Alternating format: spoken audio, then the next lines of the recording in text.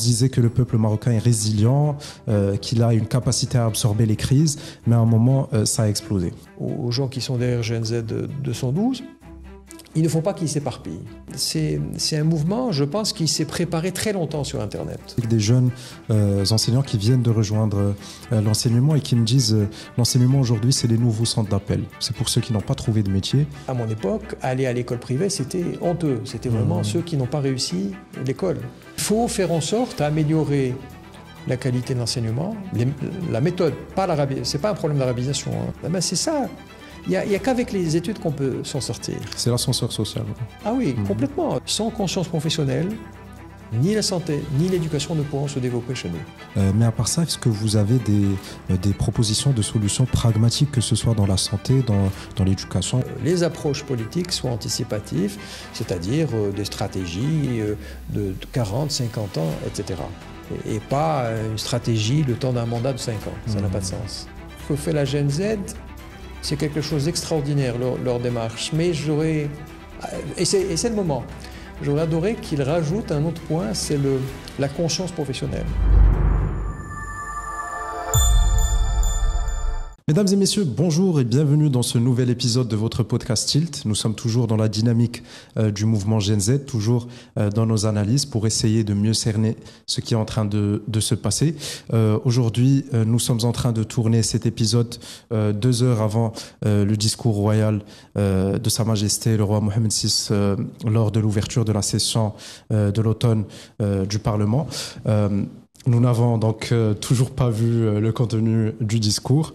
Nous allons parler un petit peu de tout le contexte de ce mouvement, ce qu'il y a eu avant, les raisons qui sont derrière. Nous allons ensuite analyser le mouvement lui-même, comment ça s'est déroulé, le pendant du mouvement, avant de passer à l'après.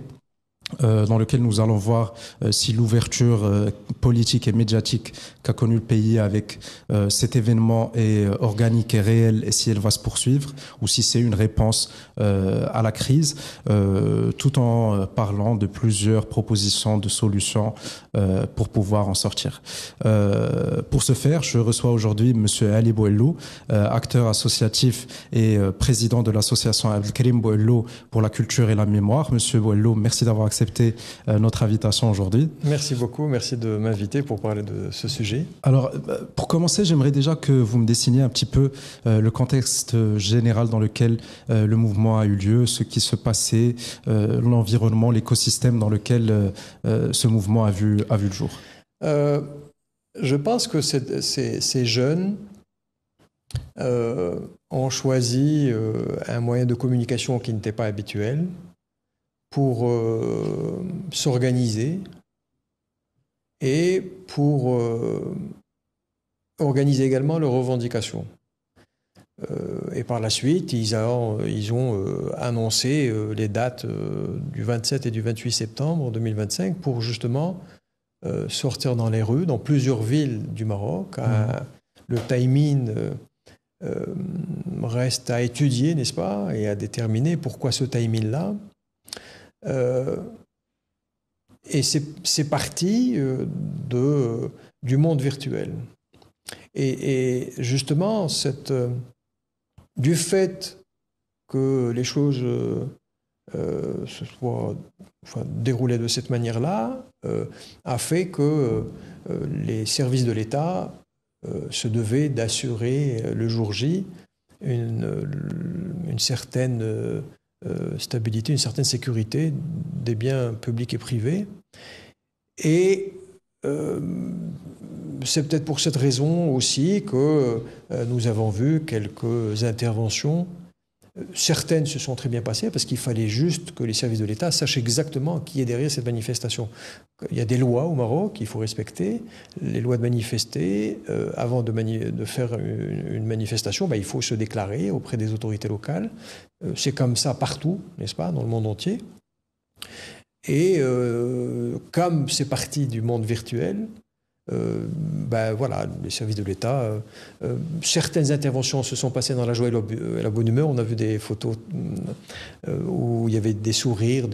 Alors, je vais en arriver à l'événement lui-même, mais Oui. je veux me concentrer avant sur tout ce qui se passait bien avant. Nous savons la raison directe, qui est un certain nombre de morts dans l'hôpital d'Agadir. Donc je voulais voir un petit peu plus toutes ces raisons, le cumul. Vous savez, on a eu le mouvement de 2011, après c'était le Hoceima et le Rif, après c'était le Covid, après c'était la guerre en Ukraine, donc c'est vraiment tout un cumul.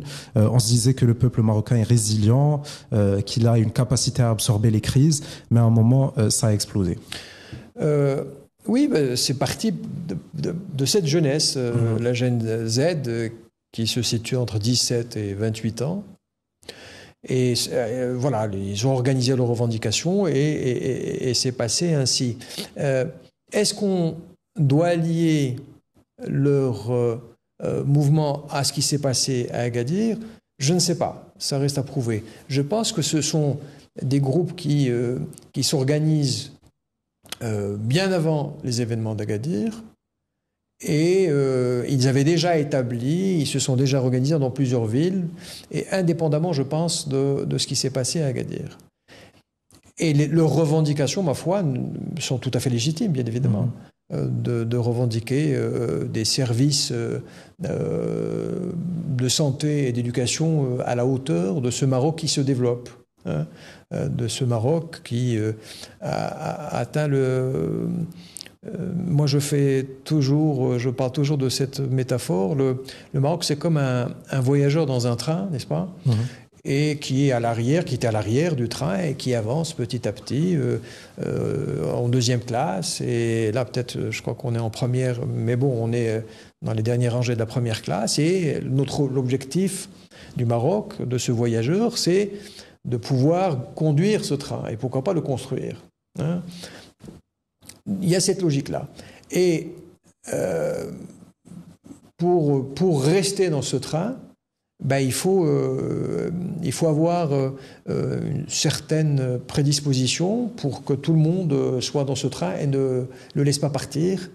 Et quand on le laisse partir, il y a des conséquences fâcheuses comme celles qu'on a vues, les destructions, le vandalisme, etc. Mais en même temps, les revendications sociales exprimées par ces jeunes gens sont tout à fait légitimes.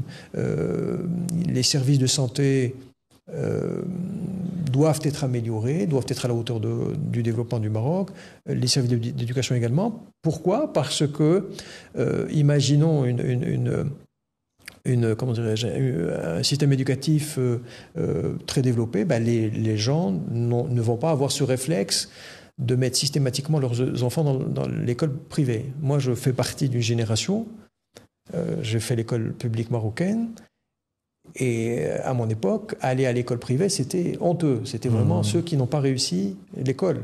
Aujourd'hui, c'est l'inverse. On voit des parents, des familles qui ont des revenus. Alors si je me base sur les chiffres du HCP, me semble-t-il, le foyer de la classe moyenne au Maroc se situe entre un gain mensuel entre 7 et 10 000 dirhams. Donc, et les parents se saignent, c'est le terme, pour mettre leurs enfants dans le privé plutôt que l'école publique. Moi, de mon temps, à l'école publique, vous avez une certaine mixité, vous aviez l'enfant dont les parents ne travaillent pas, l'enfant du petit fonctionnaire, du fonctionnaire moyen, du haut fonctionnaire, du petit militaire, du grand militaire, du haut militaire, etc. Il y a eu des enfants de ministres à l'école publique, je suis désolé de le dire, mais il y a les enfants d'un ancien Premier ministre, c'est Asdi El Araqi, dont les enfants ont fait aussi l'école marocaine. Donc je pense qu'il faut faire en sorte d'améliorer la qualité de l'enseignement, la méthode, c'est pas un problème d'arabisation, hein, parce que les Bulgares, étudiants bulgares, les Russes en russe, les Indiens, il y a 22 langues officielles en Inde. Et tous les pays, leurs enfants étudient avec les langues du pays. Ce n'est pas ça le problème. Le problème, c'est la méthode. Et en améliorant la méthode, je pense qu'on peut faire revenir les enfants de l'élite ou de la classe moyenne ou des autres classes sociales. Et c'est ce changement de méthode qui va faire que l'école publique va reprendre ses galons pour justement revenir à cette qualité qui existait auparavant et qui apparemment, je dis bien apparemment, n'existe plus. Mais quand on voit des chiffres, quand on voit par exemple les élèves, les étudiants marocains qui intègrent par exemple les grandes écoles françaises, le chiffre est en hausse, etc. On vient investir au Maroc parce que nos ingénieurs sont bons, sont excellents même. Nos médecins sont dans des hôpitaux à l'étranger, etc. Donc, est-ce qu'on peut se permettre de dire qu'il n'y a rien, mais vraiment rien? Je ne sais pas, je ne pense pas. Et aussi par respect à ces cadres de l'enseignement qui font un travail extraordinaire et qui forment les gens dont je viens de parler, hein, l'élite d'aujourd'hui. Et l'élite d'aujourd'hui, elle n'est pas... C'est l'élite qui vient de tous les milieux sociaux, ce n'est pas uniquement l'élite bourgeoise, n'est-ce pas? Et je pense que venir aujourd'hui dire qu'il n'y a absolument rien du tout, je pense que ce n'est pas forcément vrai. Au niveau de la santé, c'est pareil. Il y a beaucoup de grands professeurs dans le secteur public qui ont fait le choix du service public, n'est-ce pas? Et qui auraient pu être dans de meilleures conditions financières, mais ils ont fait le choix du secteur public pour servir justement le public. Et pour ces gens-là, aussi bien dans le domaine de l'éducation que dans le domaine de la santé, je pense que c'est inapproprié de dire qu'il n'y a rien. Non, il y a des choses qui se font, mais il faut les améliorer. Alors, justement, sur ce point, vous parlez d'efforts individuels, mais les chiffres ne montent pas. On est 110e au niveau de l'éducation, on est à la fin de la liste au niveau de la santé aussi. Le service public n'y est pas toujours, c'est des exceptions. La réponse que donne le gouvernement est on s'est concentré sur des réformes structurelles. On n'a pas vraiment donné beaucoup d'attention à des réformes que le citoyen pourrait toucher très très prochainement. Qu'est-ce que vous pensez de cette explication? Oui, parce que on est dans un écosystème régional, mondial, etc. Le Maroc s'est beaucoup développé. On a un système financier qui est très développé, intégré au système mondial. On a choisi au niveau industriel et commercial des secteurs avec le plan émergence dans les années 2000 qui donnent leurs fruits aujourd'hui et qui permettent de créer des emplois. Pas assez, donc il faut continuer le travail. Donc il y a des choses on ne peut pas dire que on a... Permettez-moi, je vais revenir un peu en arrière. Depuis 1999, le Maroc a fait beaucoup de choses. On a commencé d'abord par nous réconcilier avec notre histoire, avec ce qu'a fait l'instance équité et réconciliation. Il y a eu des séances publiques, on a découvert des choses horribles, on a pleuré avec ces gens-là. On a fait comme l'Afrique du Sud, mais on a fait mieux que l'Afrique du Sud, dans la mesure où on a compensé les gens. Il y a eu Jabr al-Darar. Il y a eu un travail de mémoire qui est extraordinaire. Ensuite, il y a eu une initiative de développement humain, l'INDH, qui a permis, et ce n'est pas moi qui le dis, hein, c'est le Programme national de développement humain, qui a permis de baisser la pauvreté de 50% entre 2004 et 2024. On est passé, me semble-t-il, de 12 à peu près à 5-6%. Il y a encore des choses à faire, bien évidemment, parce que l'objectif des ODD, des objectifs de développement durable de l'ONU, le premier objectif, c'est l'éradication de la pauvreté dans le monde. Donc on est encore loin du compte, il y a encore des choses à faire. Il y a eu ce plan d'émergence, il y a eu le travail sur la famille avec la Moudawana, il y a eu un travail sur le fait religieux pour que le Maroc reste sur son islam, l'islam de nos aïeux. Modéré. Voilà, exactement, sur cette ouverture. Donc il y a de grands projets structurants qui font qu'aujourd'hui, le Maroc est résilient économiquement. Et on l'a vu avec tous les crises successives, effectivement, que nous avons subies. En termes de priorisation des faits sociaux, par rapport à ce que fait la Gen Z, c'est quelque chose d'extraordinaire, leur démarche. Mais c'est le moment. J'aurais adoré qu'ils rajoutent un autre point, c'est la conscience professionnelle. Parce que nous avons des hôpitaux. Nous avons malheureusement... Damer Mihani. La conscience professionnelle. Et la conscience... la conscience de manière générale. C'est qu'il y a des hôpitaux, il y a des écoles, mais malheureusement, certains ne font pas très bien leur boulot. Et le résultat, c'est un meilleur service donné au public. Et c'est ça ce qu'il faut il faut qu'on profite de ce mouvement extraordinaire de cette génération de 112 pour justement éveiller les consciences, pour que les gens se disent quand on travaille pour l'État, c'est le service public. C'est un changement moral d'abord qui doit se faire. Oui, tout à fait. Il faut un changement culturel pour que les gens... Et regardez, comme par hasard, le jour où le ministre de la Santé a fait une note pour justement tirer la sonnette d'alarme, les médecins et les infirmiers ont repris du service. Il paraît que maintenant, il y a des urgences qui marchent du tonnerre de Dieu, etc.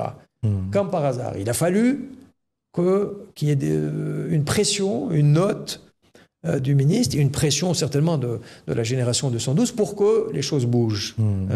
Maintenant, il faut maintenir cette cadence-là pour que ça devienne quelque chose de tout à fait normal et ça devient la nouvelle norme. Oui, tout à fait. Il faut justement normer cela. Et il ne faut pas que ça soit quelque chose qui devrait exister après une mise en garde, après une note de service, etc. Une réponse à la crise. Voilà. Ouais. Il y a des choses. Donc il y a la santé et l'éducation, bien évidemment. La santé, la conscience professionnelle, qu'il faut que chacun prenne ses responsabilités pour qu'il serve, parce que c'est du service public. L'éducation, la même chose. Il faut que tous les gens, le corps enseignant, justement, prennent ça. Il faut que ça soit une vocation et pas faire ça par dépit, parce qu'on n'a pas le choix, on va vers l'enseignement. Non, c'est une responsabilité extraordinaire. Je fais partie d'une génération qui a eu à l'école publique des enseignants extraordinaires qui aimaient ce qu'ils faisaient. Justement, j'ai eu des discussions avec des jeunes enseignants qui viennent de rejoindre l'enseignement et qui me disent l'enseignement aujourd'hui, c'est les nouveaux centres d'appel. C'est pour ceux qui n'ont pas trouvé de métier, on se dirige vers l'enseignement. Ça ne devrait pas être le cas. C'est dramatique. Ouais. Mais bien évidemment que ça devrait. Parce que comment voulez-vous faire aimer l'école, le savoir et la connaissance à des jeunes gens, si vous-même, vous n'êtes pas convaincu de ce que vous faites. Donc l'apprentissage sera biaisé. Bien sûr. Et non seulement il sera biaisé, et il va entraîner l'abandon scolaire au bout d'un moment. On se désintéresse de l'école. Et c'est ça le problème. L'enseignement, effectivement, on a des indicateurs. Le HCP a lancé une bombe humaine. C'est l'abandon scolaire annuel qui est de 300 ou 400 000 jeunes. Vous vous rendez compte, 300 qui quittent le monde de l'école. C'est une armée. Et bon, l'État a créé l'école de la deuxième chance, mais d'après ce que j'ai entendu dernièrement, sur les 300 000, il y a à peine 20 000 ou un peu plus de 20 000 qui rejoignent l'école de la deuxième. Donc il y a encore un travail énorme. Mais le travail n'est pas dans l'après, mais dans l'avant. Il faut, en amont, anticiper justement l'abandon scolaire. Pour l'éviter à la base. Parce que nous avons été à l'école et il y a un âge très sensible, c'est l'âge de l'adolescence. C'est tout se décide à l'adolescence. Ouais. C'est là où la plupart des élèves décrochent. Bien évidemment, parce que on a déjà vu des jeunes gens qui étaient tout à fait normaux au primaire, etc. Et dès qu'ils sont à l'âge de l'adolescence, ils font des choix qui ne sont pas bons. Je ne vais pas rentrer dans le détail. Et ils décrochent par rapport à l'école. Et la précarité commence à ce niveau-là. Et si en plus ils n'ont pas la capacité ou l'envie d'apprendre une qualification, d'avoir une formation diplômante qui leur donne un métier, voilà, de quoi vivre, ou une vocation sportive ou culturelle, ben, ils sont perdus. Ils sont complètement perdus. Et on voit le résultat, ce qu'on a vu, les destructions, etc. etc. Donc, je pense que on ne peut pas dire qu'il n'y a absolument rien. Il y a des choses qui se font. Il y a un problème des décrochants scolaires qu'il faut résoudre absolument par l'anticipation et non pas par les solutions.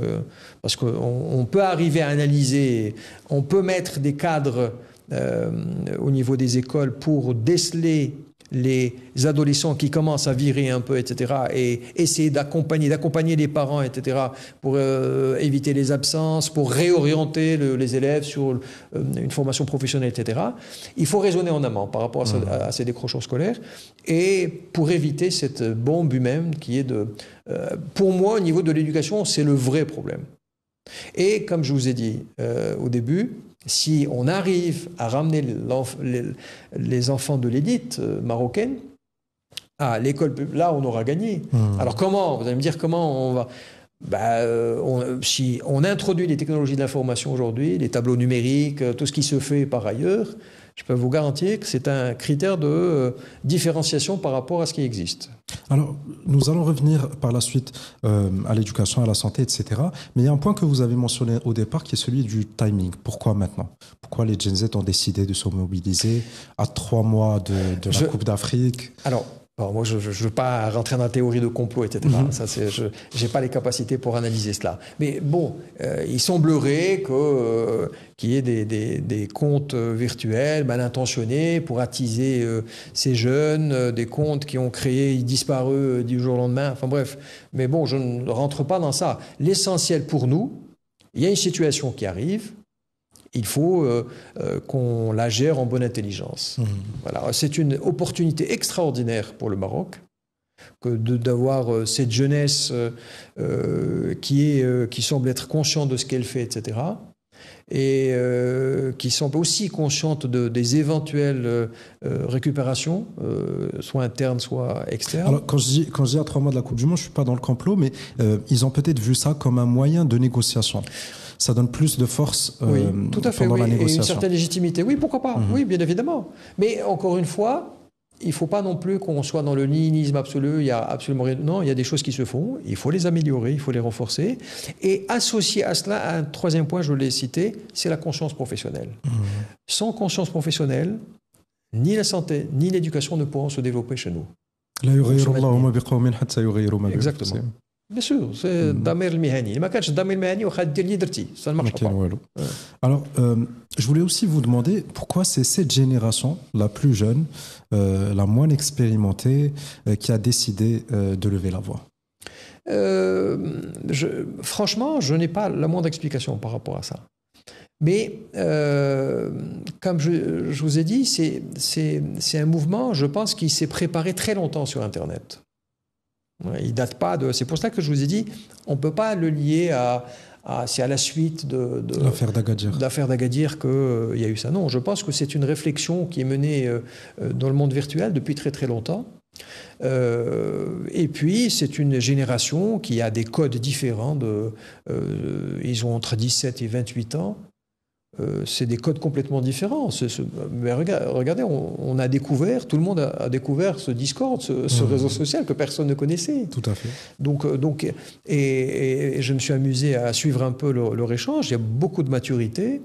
Enfin, c'est pas général, mais pour certains, on sent une certaine maturité, une maturité qui dépasse même les 28 ans, n'est-ce pas, de trentenaires ou de quarantaines. Je ne sais pas quel âge ils ont, ces gens-là que j'ai écoutés et qui présentaient une certaine rigueur intellectuelle, une certaine vision des choses. Et c'est rassurant de voir. J'ai vu aussi que dans leur salon, je ne sais pas comment on appelle ça dans le jargon Discord, leurs règles en tout cas, il est mentionné noir sur blanc que si quelqu'un attaque d'une manière ou d'une autre la monarchie ou parle en mal de la monarchie, il est bloqué. Toutes les constantes constitutionnelles. Ah oui, en fait, ouais. L'islam, la monarchie, la démocratie. Voilà, exactement. Tout cela ça est interdit dans leur échange. Donc, ce sont des jeunes qui aiment leur pays, qui veulent le voir se développer.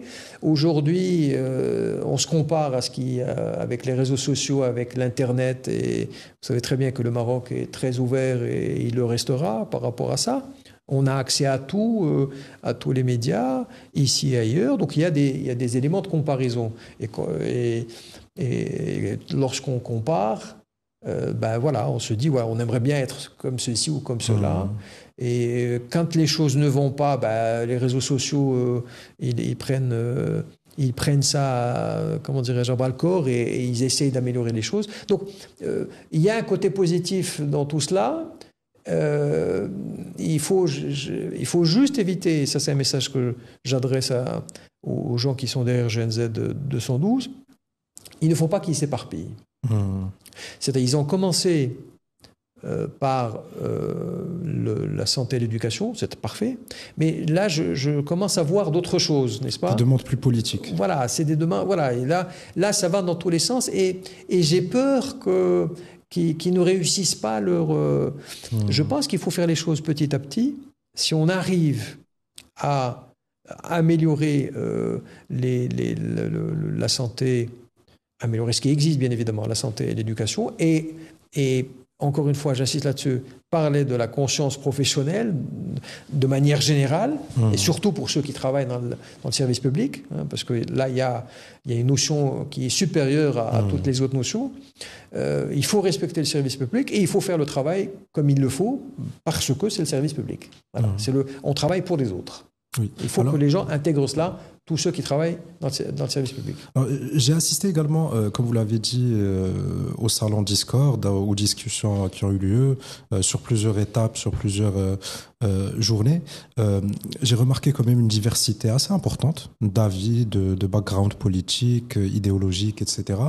Et j'ai vu un certain fonctionnement qui essaye d'être démocratique quand même, avec des votes en interne pour décider, par exemple, des revendications, pour décider si on sort... temps de parole. Voilà, ou si on sort en démonstration demain ou pas. Est-ce que vous voyez ça comme une prise de conscience de la jeunesse marocaine qui sont convaincus du choix démocratique? En fin de compte, si ça ne commence pas chez nous, ça ne commencera pas. Non, c'est parfait. Aujourd'hui, il faut que ces jeunes gens, pour les plus réalistes d'entre eux en tout cas, il faudrait qu'ils se disent qu'à leur âge, on ne peut pas maîtriser le fonctionnement d'un État. C'est pas facile. C'est très complexe. Je fais encore une fois une métaphore. C'est comme le gars qui regarde l'équipe du Maroc jouer. Il n'a jamais joué au foot, mais il donne et il dit mais pourquoi il n'a pas tiré, pourquoi il n'a pas fait ceci, pourquoi il n'a pas fait cela. Oui. Ça lui paraît tellement facile de courir et de viser les buts. C'est comme un État. L'État, c'est compliqué. C'est au niveau d'un département ministériel, il y a des stratégies, n'est-ce pas? Et ces stratégies, comment elles se matérialisent? Par des appels d'offres. Hein, ce sont des consultations qu'on lance, et il y a une adjudication, il y a un ordre de service, et tout cela, il y a un timing. C'est-à-dire qu'on ne peut pas appuyer, lorsqu'on définit une stratégie, on ne peut pas appuyer sur un bouton et accélérer les choses et que les choses aillent le lendemain. Ce n'est pas possible. Donc il y a beaucoup de patience. Dans des cas d'urgence, l'État a le moyen de faire vite, mais il faut respecter la loi. Ça ne peut pas être généralisé sur toutes les interventions. C'est des cas d'exception où on peut se permettre... Ah oui, tout à fait. C'est vraiment exceptionnel, où on peut effectivement faire vite, mais fort heureusement, il y a la Cour des comptes qui est là. Donc maintenant, aucun établissement public, aucun département ministériel ne peut faire les choses, sachant que l'audit, le contrôle arrive a priori après. Donc... C'est vrai que les marchés publics sont de plus en plus encadrés, de plus en plus oui, tout à fait. On corrects. Peut pas... Donc voilà, une stratégie ministérielle, c'est ça. C'est pour la mettre en application, en exercice, c'est ça. Il faut du temps, il faut un temps de publication dans les journaux, il faut un temps d'étude des dossiers, il faut un temps de choix, etc. Et on ne peut pas... mais déjà... avec les notes de service qui ont été envoyées par les différents ministres, je pense qu'il y a une prise de conscience de l'importance de l'engagement. Voilà. Le mot, c'est il faut s'engager. Lorsqu'on est dans un service public, il faut être à la hauteur de cet engagement pour les citoyens. Exactement. Alors je vais avancer avec vous pour arriver au pendant du mouvement. Nous avons vu les 2 premiers jours une réaction des forces de l'ordre que je ne peux pas qualifier de répression parce que ce n'était pas violent au départ, mais il y avait quand même beaucoup d'arrestations. Certains observateurs disent que si les forces de l'ordre auraient encadré ces manifestations, les laissé parler, ça n'aurait pas pris autant d'ampleur. Qu'est-ce que vous en pensez ? Comme je vous ai dit au début, comme c'est parti des réseaux sociaux et d'un média, les services de l'État se devaient de savoir qui est derrière cela. C'est l'anonymat qui gêne. Donc, les services de l'État, les services de sécurité, ils demandaient aux gens, de jeunes gens, de venir avec eux pour les identifier uniquement.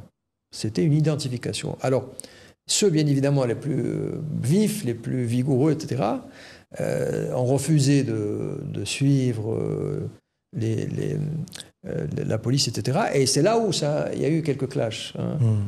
Mais parler d'oppression, de qama, etc., je fais partie d'une génération et tous ceux qui nous ont devancés et qui ont vécu le vrai qama. J'avais envie, passez-moi l'expression, j'avais envie de rire. Oui.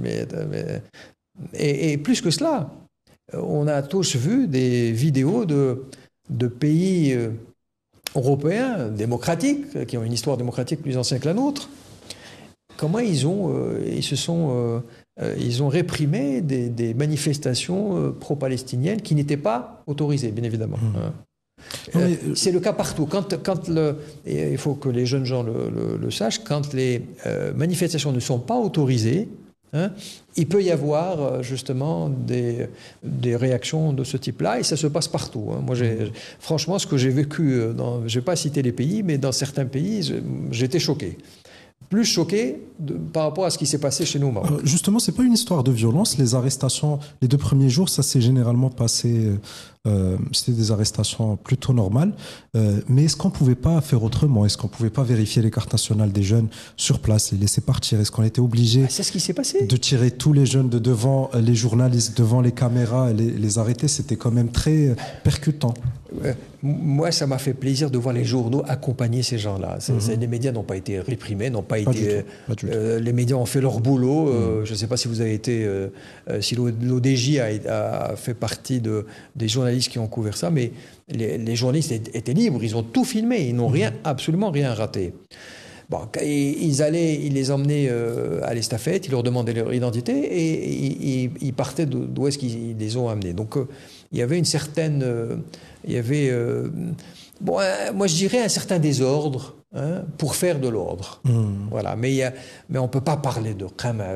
Le mot, à mon sens, le mot est un peu exagéré par rapport à ce que le Maroc a connu dans les années 60, 70, 80, au début des années 90. Faut pas... Que vont dire les gens qui ont fait l'objet des études de l'instance équité et réconciliation. Ça n'a rien à voir. Soyons sérieux. Une autre question, toujours dans le pendant, il y a eu un moment, un basculement vers un chaos généralisé, une violence atroce qu'on a vu dans plusieurs villes, Salé, Agadir, Inzgan, plusieurs villes marocaines. Moi, quand j'ai vu ces images, la première chose qui m'est montée à l'esprit, c'est les NEET. C'est cette bombe de 4 millions de jeunes qui n'ont ni emploi, ni éducation, ni commerce. Comment est-ce que vous avez, analysez-vous de votre côté cette vague de violence ? C'était vraiment très désolant de voir des adolescents et des enfants participer à ces manifestations. Certains étaient très jeunes. Ouais. Ah oui, c'était... Alors, la raison pour laquelle ils ont fait ça, je pense qu'elle diffère d'un cas à un autre. Il n'y a pas quelque chose qui les réunit tous. Il y a certains qui ont exprimé le ras-le-bol par rapport à la vie chère. D'autres qui étaient a priori sous l'effet de produits illicites. D'autres qui se sont révoltés parce que, comme vous savez en ce moment, les habitations qui ont été construites de manière illégale, les bidonvilles ont été rasés, ils ont été déplacés en dehors des... Donc il y a eu aussi un ras-le-bol par rapport... Ils ont exprimé de cette manière-là le ras-le-bol par rapport au service par rapport à l'État, de manière générale. Mais tout ce qui a été fait ce jour-là, le lendemain, et on l'a vu, comme le jeune homme là qui a donné 1 mois à l'État pour tout arranger, et qui était bien drôle ce monsieur, oui, et qui s'est rattracté le lendemain, et qui s'est excusé. C'est-à-dire, il y a un effet de suivisme. L'effet de masse, quoi. Voilà, l'effet de masse. Je l'ai fait parce que l'autre l'a fait. Ça me rappelle un sketch de Booz. Sur la scène, il courait et il disait « Mais pourquoi tu cours ?» Parce que tout le monde court. Parce que tout le monde court, parce que tu cours aussi. Donc, il y a eu cet effet. Ça n'enlève en rien la problématique de ces jeunes gens, effectivement, qui sont en dehors du système d'éducation, formation, et qui sont justement la résultante de l'abandon scolaire dont on a parlé. Cette bombe humaine de 300 000 jeunes gens qui quittent le système scolaire chaque année, et le résultat est là. C'est-à-dire, il n'y a aucune perspective, il n'y a aucune... Et c'est là où justement la famille a un rôle à jouer pour cadrer un peu les enfants. Et il n'est pas normal que des enfants en bas âge soient dehors à minuit, 1h du matin. Qu'est-ce qu'on va apprendre dans la rue à 1h du matin? Il faut être réaliste. Il faut que les parents cadrent un peu leurs enfants. Et le plus important, il faut impérativement que la précarité ne régénère pas la précarité. C'est-à-dire, il faut que les parents, de conditions modestes, fassent en sorte à ce que leurs enfants aillent à l'école le plus loin possible. Pour avoir les outils de s'en sortir. Ouais. J'ai parlé de train tout à l'heure. Pour qu'ils soient dans ce train-là, pour qu'ils s'accrochent à ce train.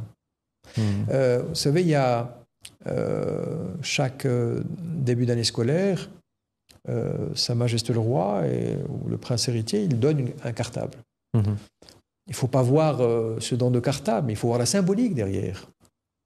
La symbolique, c'est vous, parents, vous, maman, vous, pères, qui venez chercher ce cartable, faites en sorte à ce que vous n'avez pas eu la chance de continuer vos études, mais faites en sorte à ce que votre enfant fasse des études et continue le plus loin possible. C'est ça.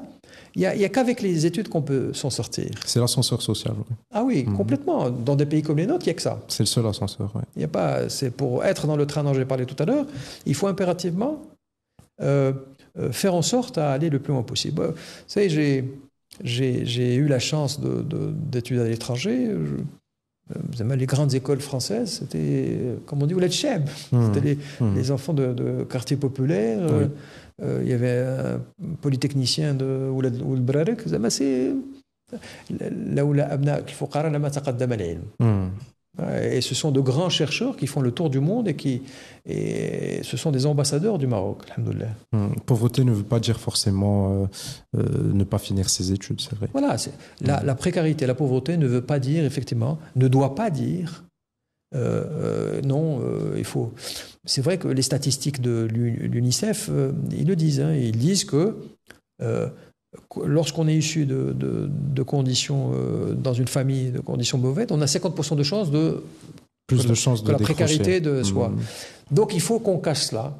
Il faut absolument qu'on casse cela. Il faut absolument qu'on anticipe l'abandon scolaire avec... S'il faut mettre des psychologues dans les écoles, il faut mettre des psychologues. S'il faut traiter ça avec de la psychologie, avec de la philosophie, avec je ne sais quel moyen, mais il faut anticiper. Il faut qu'on soit dans l'anticipation pour que les gens... Il y a 2 indicateurs. Il y a l'abandon scolaire après le CM2 et l'abandon scolaire après le collège. L'abandon après le baccalauréat, c'est un moindre mal parce que quand on a envie, on arrive à trouver un boulot une rentrée d'argent. Mais il faut impérativement faire en sorte à finir ses études. Et lorsqu'on n'arrive pas à finir, parce qu'il y en a qui n'arrivent pas par mauvaise volonté, mais ils n'y arrivent pas. Il y a des gens qui n'y arrivent pas. Il faut choisir d'autres métiers. Il y a les cités maintenant des métiers des compétences qui commencent à se développer. Il y a la formation professionnelle, il y a les sports, il y a la culture. Voilà, il faut faire en sorte à avoir... commerce. Le commerce, pourquoi pas. Il faut faire en sorte à avoir quelque chose, un métier générateur de revenus. C'est important, c'est important.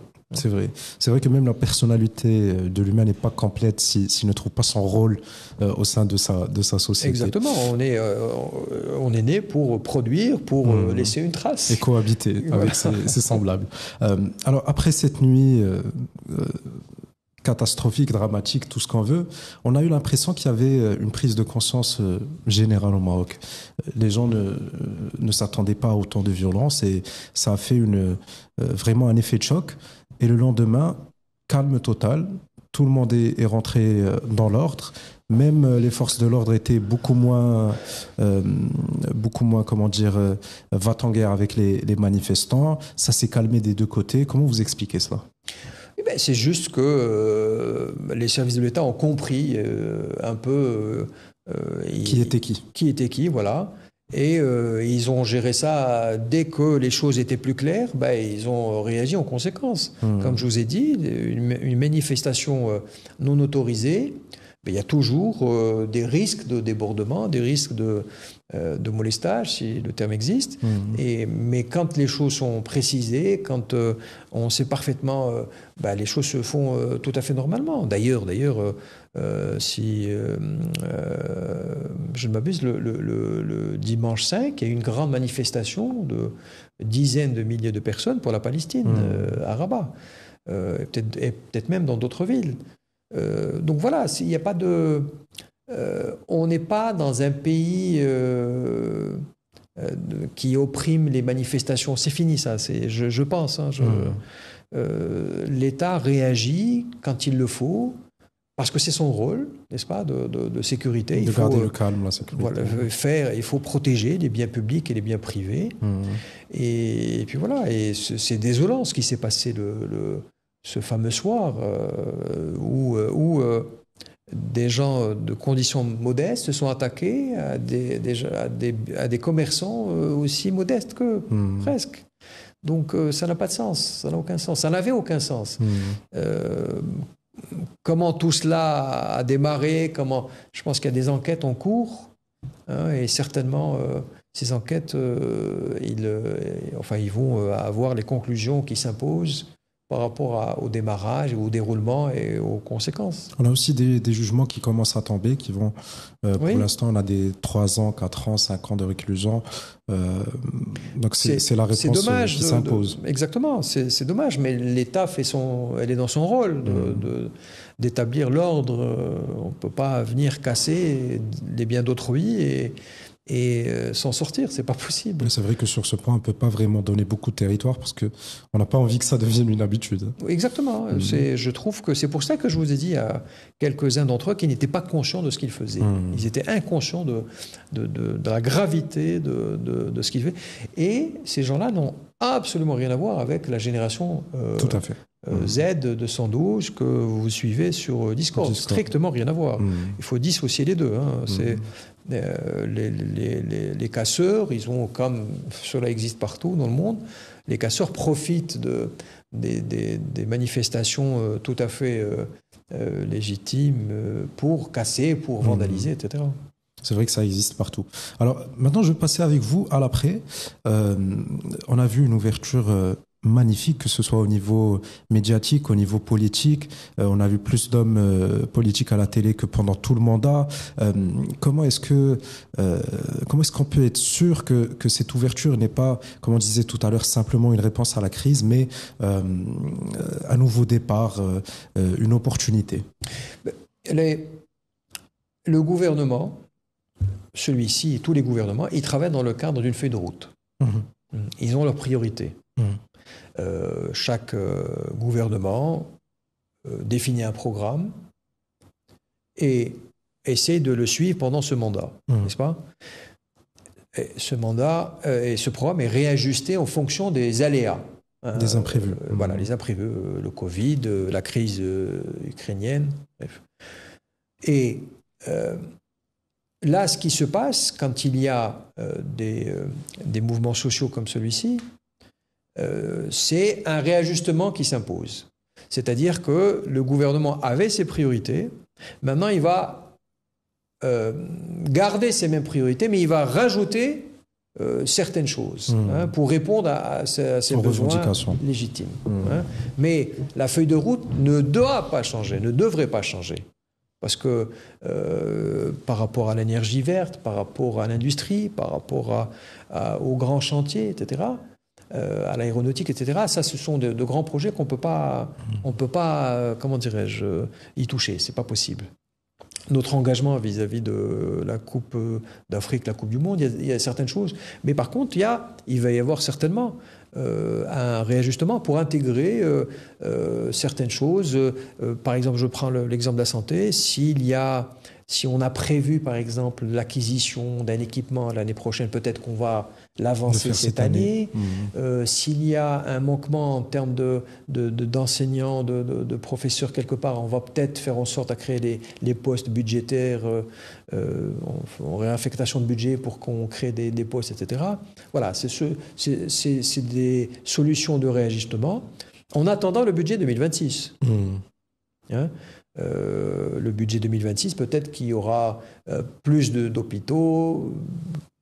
Donc il y a un travail qui va se faire dans l'urgence pour répondre et un travail un peu plus important avec le budget 2026. Et comme je vous ai dit, il ne faut pas se dire qu'on n'a pas d'hôpitaux, qu'on n'a pas d'écoles. Non, on a tout ce qu'il faut. Il faut juste faire en sorte à d'abord réactiver la conscience professionnelle et pallier aux manquements en matière d'équipement, etc. C'est facile d'acheter un équipement, des outils, etc.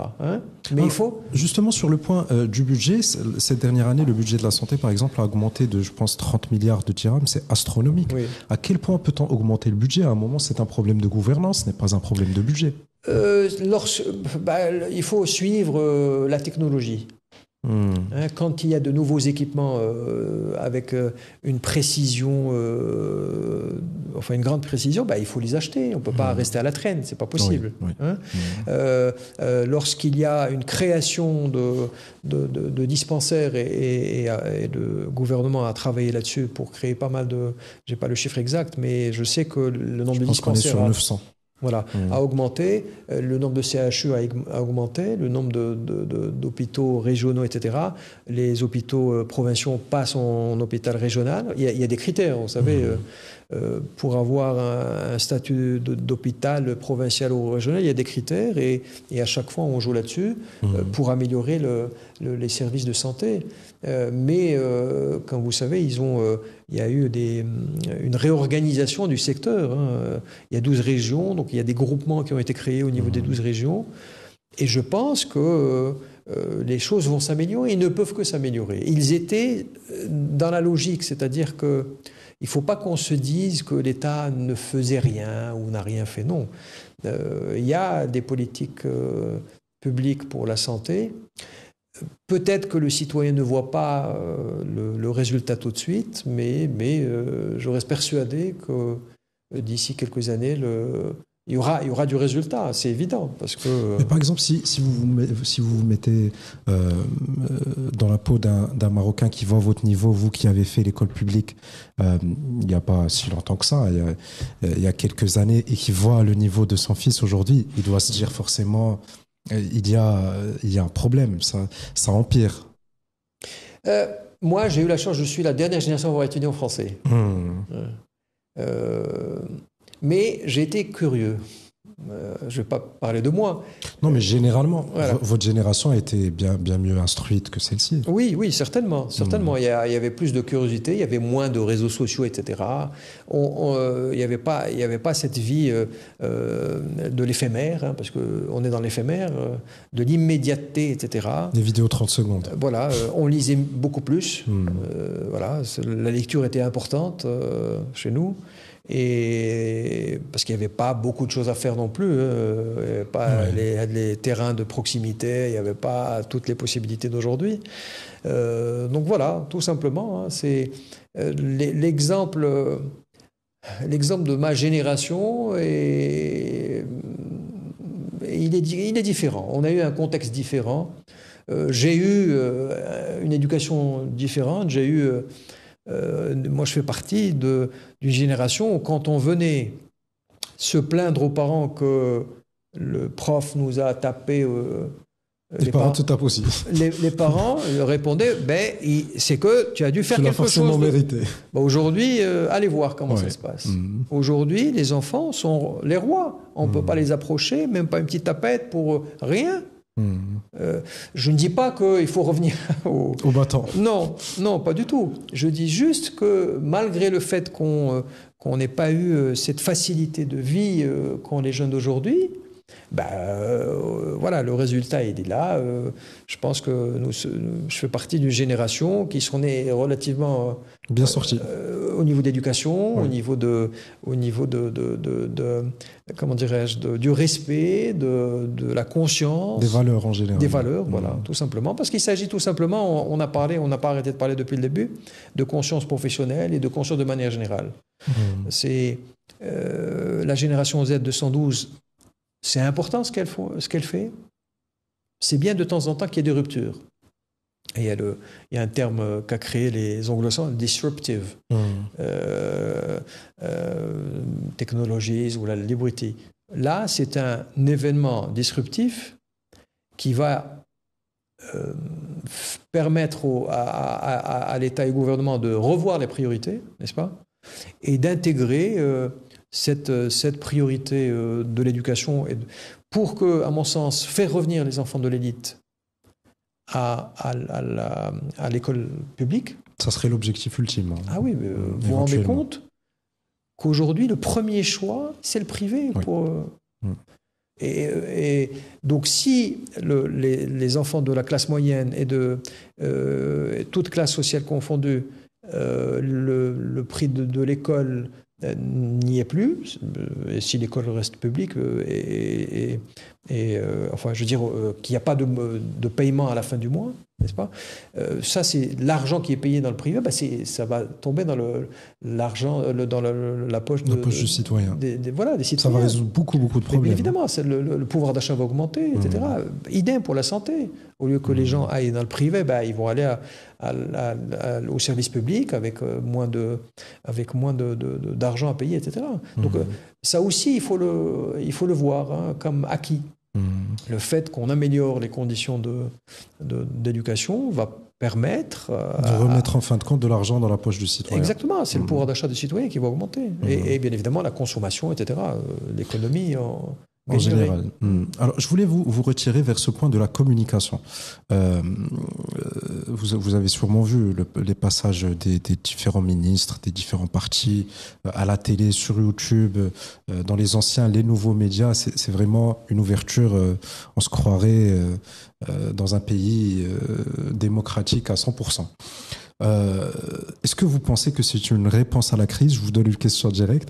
Ou est-ce que vous pensez que c'est une ouverture qui va s'inscrire dans le temps?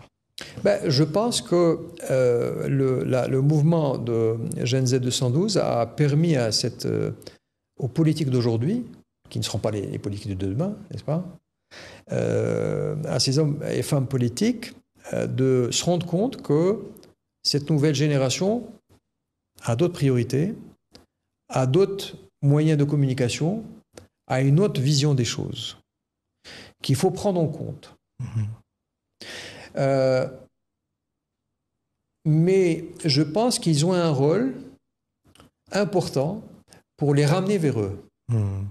Ils doivent faire en sorte à ce que ces jeunes gens que vous avez entendus sur Discord échanger, etc., avec un certain niveau de maturité, il faudrait qu'ils intègrent des structures organisées. Parce que c'est ça la politique. La politique, on ne peut pas faire de la politique en étant dans le monde virtuel. Ça n'a pas de sens. Jusqu'à preuve du contraire, il n'y a jamais eu de parti virtuel qui s'est présenté aux élections tout en restant virtuel. On n'a pas encore... J'espère qu'il n'y aura jamais ça. Voilà, il faut qu'ils intègrent des structures reconnues, qui ont opinion sur eux et qui participent à la vie politique. Lorsqu'on a des idées, et les idées qui sont exprimées sont quelque part des idées politiques, il faut être dans des structures politiques. On n'est pas d'accord avec tel ou tel parti politique, etc. On crée son propre parti politique, s'il le faut.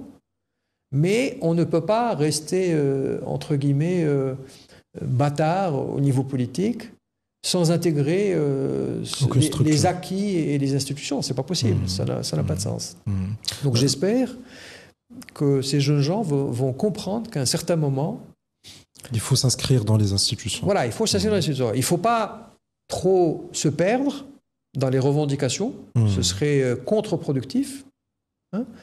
Et au bout d'un moment, vu ce que j'ai entendu et vu ce qu'on a tous entendu dans le réseau Discord, il faut à un certain moment qu'ils intègrent. Si vous n'êtes pas d'accord, intégrez et faites en sorte à changer les choses de l'intérieur. Mais ne restez pas sur le côté et pensez pouvoir changer quelque chose. Non, on change les choses de l'intérieur, toujours. Alors, vous êtes un homme de pensée, un homme de réflexion.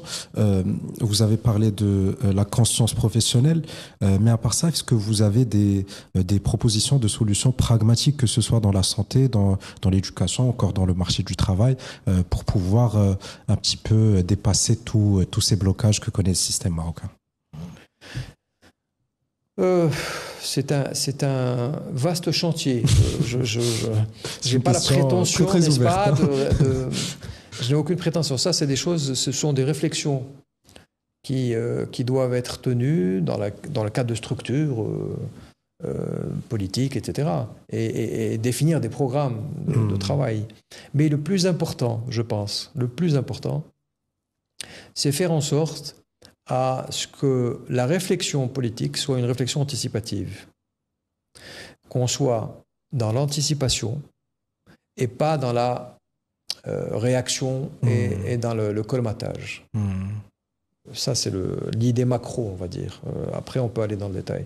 Mais il faut impérativement faire en sorte à ce que les visions, les approches politiques soient anticipatives, c'est-à-dire des stratégies de 40, 50 ans, etc. Et pas une stratégie le temps d'un mandat de 5 ans. Ça n'a pas de sens. Mais est-ce que c'est faisable dans un système de succession des gouvernements? Oui, c'est tout à fait faisable, dans le sens où les grandes stratégies, on a des stratégies qui durent depuis un moment, n'est-ce pas? Quand il s'agit de stratégies à l'échelle nationale, et elles sont en général portées par Sa Majesté, en général. Donc, après, quand il y a au niveau d'un ministère, lorsqu'il y a une stratégie, cette stratégie, comme je vous ai dit, elle est sur un mandat, elle est déclinée en appel d'offres et consultation. Là, je suis pratique.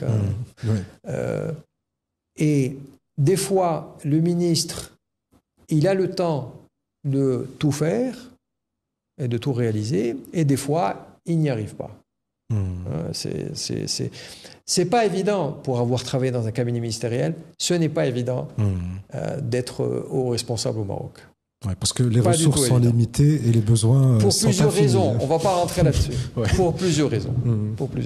Il suffit, j'ai un petit exemple, il suffit qu'il y ait un personnel de transport, par exemple, qui soit syndiqué, qui ne soit pas du même parti que vous, etc., et qui pourrait faire disparaître des papiers pour les transporter d'un point A à un point B.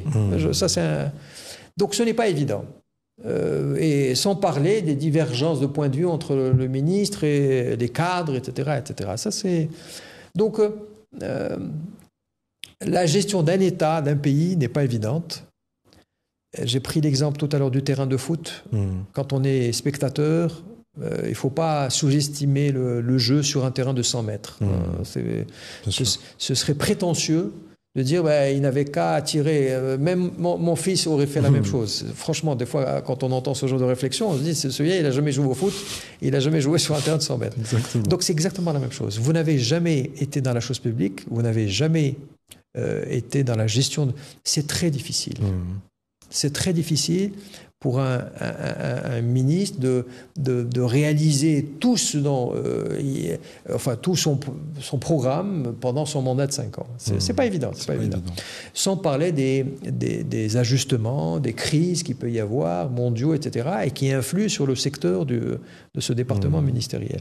Donc il faut beaucoup de sagesse, il faut beaucoup de, comment dirais-je, d'anticipation,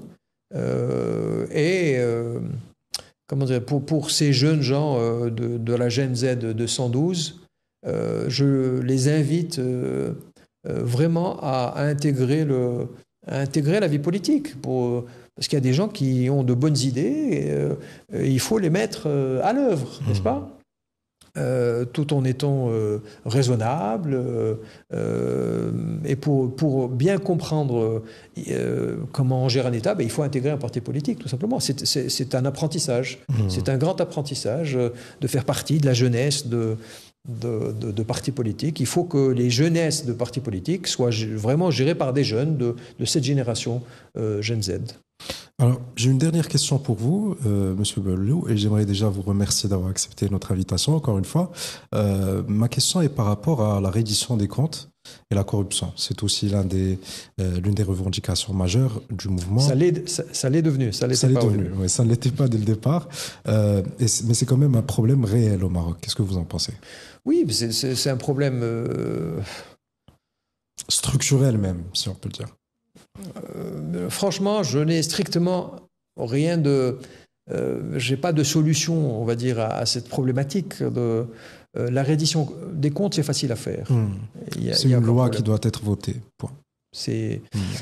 Pour la corruption, le ministère public, l'instance en charge de la lutte contre la corruption, qui vient d'ailleurs de signer un partenariat avec la DGSN, etc. Enfin, les lois existent, tout existe. Ce qui se passe aujourd'hui, c'est les gens, ils ont encore du mal à dénoncer la corruption.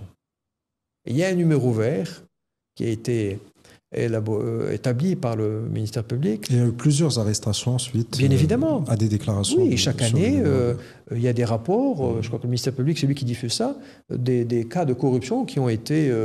mais il faut le courage pour appeler... Même si les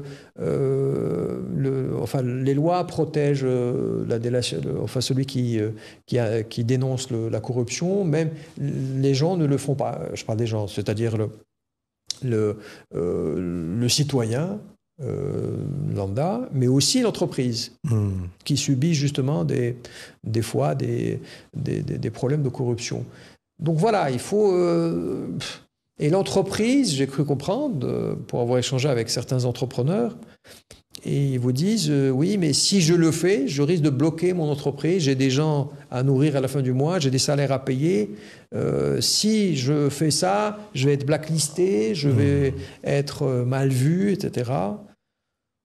Bon, qu'est-ce que vous voulez que je vous dise ? Et si vous me permettez de reprendre vos mots, c'est surtout la conscience professionnelle qu'il faut, aussi dans ce domaine. Oui, mais tout... Justement, pour préparer des citoyens qui vont servir ce pays, il faut qu'on commence dès les petites classes à introduire ces notions de respect des codes de manière générale, en passant par le code de la route, cher à mon cœur, le code des impôts, le code du travail, etc., pour que demain, on ait des citoyens qui se respectent d'abord et qui respectent un peu les différents... Leurs concitoyens, leur patrie. Voilà, tout simplement.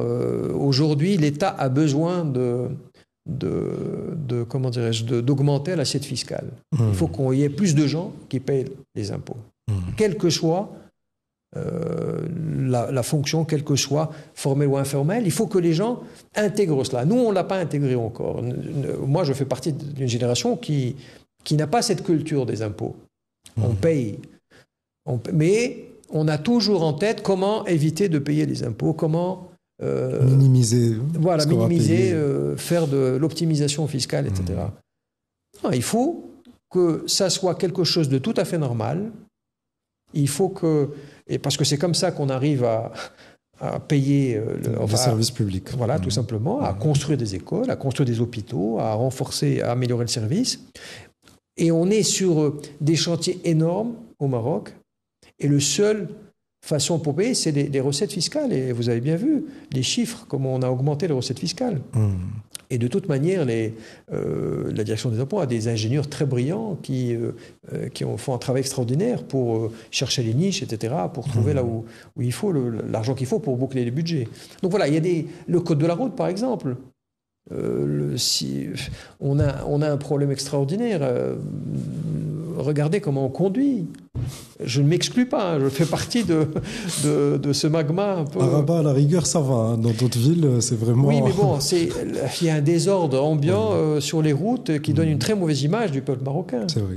Ça, la première, lorsqu'un visiteur, un touriste, un investisseur, le premier contact quand il descend de l'avion, c'est la manière de conduire.